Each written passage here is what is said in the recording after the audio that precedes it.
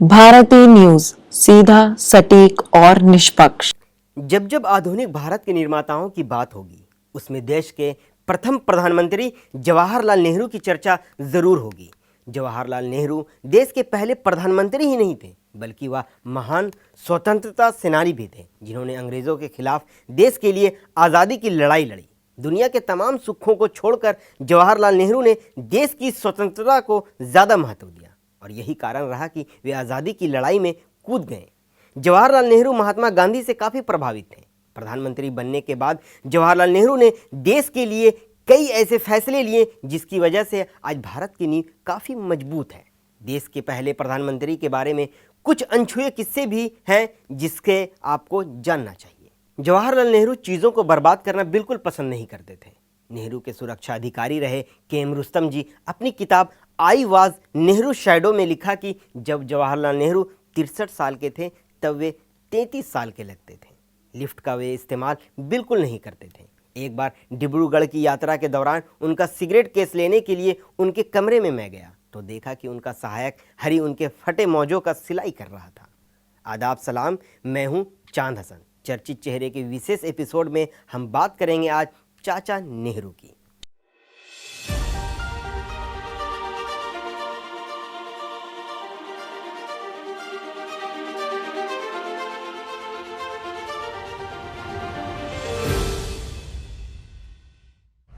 भारत में 14 नवंबर का दिन न केवल एक उत्सव का दिन है, बल्कि यह हमारी संपूर्ण युवा पीढ़ी के लिए प्रेरणा का स्रोत है। भारत की आज़ादी और खुशी का पूरी दुनिया में ऐलान करने वाले देश के पहले प्रधानमंत्री जवाहरलाल नेहरू का जन्म 14 नवंबर 1889 को इलाहाबाद यानी प्रयागराज में हुआ था। उनके पिता मोतीलाल नेहरू थे। 1947 में भारत की स्वतंत्रता के बाद जवाहरलाल नेहरू ने 16 वर्षों तक देश के पहले प्रधानमंत्री के रूप में कार्य किया। नेहरू ने 1950 के दशक के दौरान संसदीय लोकतंत्र, धर्मनिरपेक्षता और विज्ञान और प्रौद्योगिकी को बढ़ावा दिया और आधुनिक भारत के निर्माता कहलाए। पंडित नेहरू के पिता पंडित मोतीलाल नेहरू एक प्रमुख वकील और कांग्रेस नेता थे, जबकि उनकी मां स्वरूप रानी एक समर्पित गृहिणी थी। उनका परिवार सुसंस्कृत और शिक्षित था और यही कारण था कि नेहरू को बचपन से ही एक बेहतर शिक्षा का वातावरण मिला। उनकी प्रारंभिक शिक्षा घर पर ही हुई, लेकिन बाद में उन्हें इंग्लैंड भेजा गया। हैरो स्कूल और फिर कैम्ब्रिज विश्वविद्यालय से उनकी शिक्षा का सफ़र शुरू हुआ। बाद में उन्होंने इंग्लैंड में ईटन स्कूल से भी शिक्षा प्राप्त की और फिर कैम्ब्रिज विश्वविद्यालय से स्नातक की डिग्री हासिल की। यह शिक्षा उनके जीवन का एक महत्वपूर्ण हिस्सा बनी, क्योंकि उनके दिमाग विकास और पश्चिमी विचारों का प्रभाव उनके दृष्टिकोण को आकार देने में सहायक रहा। नेहरू जी का राजनीतिक जीवन महात्मा गांधी से प्रेरित होकर शुरू हुआ। 1916 में जब वह भारत लौटे तो उन्होंने कांग्रेस पार्टी में शामिल होकर स्वतंत्रता संग्राम में भाग लिया। उनका उद्देश्य केवल ब्रिटिश शासन से मुक्ति प्राप्त करना नहीं था, बल्कि वे चाहते थे कि भारतीय समाज का विकास समावेशी हो, जिसमें सभी वर्गों के अधिकारों का सम्मान किया जाए।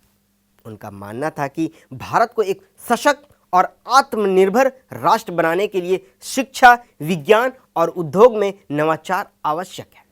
महात्मा गांधी के साथ उनके गहरे रिश्ते ने उन्हें कांग्रेस पार्टी के नेतृत्व में शामिल किया। गांधी के साथ नेहरू जी का रिश्ता केवल राजनीतिक नहीं था, बल्कि यह एक गुरु शिष्य संबंध की तरह था, जिसमें नेहरू जी ने गांधी जी से बहुत कुछ सीखा। इस समय के दौरान पंडित नेहरू ने असहमति के बावजूद अंग्रेजों के खिलाफ एकजुट होकर आंदोलन करने का प्रस्ताव किया। पंडित नेहरू का प्रधानमंत्री बनने के बाद भारत के विकास में उनके योगदान को कभी नहीं भुलाया जा सकता है। उनका सपना था कि ऐसा भारत जो आधुनिक विज्ञान, संस्कृति और समाज की दृष्टि से आत्मनिर्भर हो। उन्होंने औद्योगिकीकरण की दिशा में महत्वपूर्ण कदम उठाए और विज्ञान और प्रौद्योगिकी के क्षेत्र में भारत को एक नई दिशा देने की कोशिश की।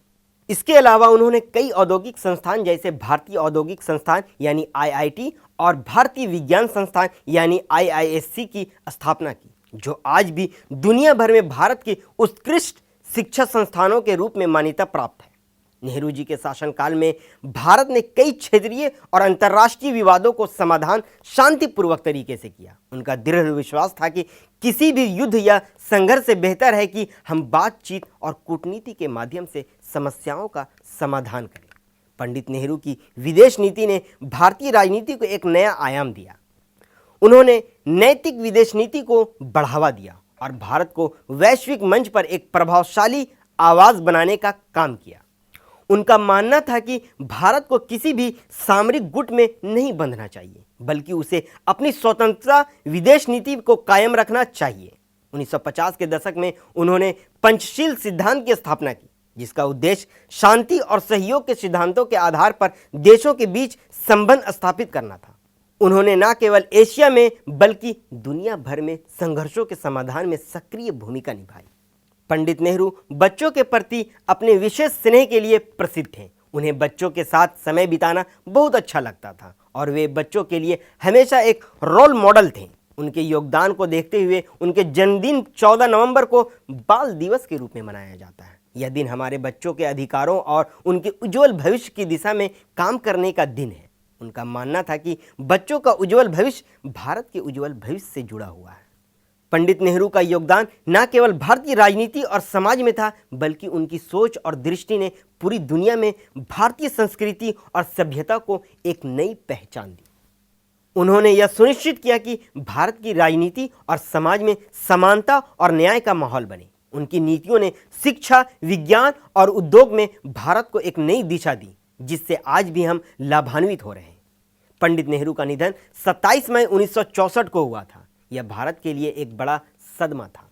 उनका निधन न केवल राजनीतिक दृष्टिकोण से बल्कि एक विचारक, लेखक और दार्शनिक के रूप में भारत के लिए एक महान क्षति थी। उनके योगदानों और उनके दृष्टिकोण को नकारा नहीं जा सकता है और आज भी उनकी नीतियों और विचारों पर बहस की जाती है। पंडित नेहरू का जीवन एक प्रेरणा है। उनका संघर्ष, उनके विचार और उनके कार्य हमें आज भी बेहतर समाज बनाने के लिए प्रेरित करते हैं। उनके नीतियों और विचारों ने भारत को एक नई दिशा दी, जो आज भी हमारी राजनीति और समाज को प्रभावित कर रही है। उनका योगदान न केवल स्वतंत्रता संग्राम में था, बल्कि भारतीय समाज के समग्र विकास में था। 14 नवंबर को हम उन्हें श्रद्धांजलि अर्पित करते हैं और उन्हें दिल से नमन करते हैं।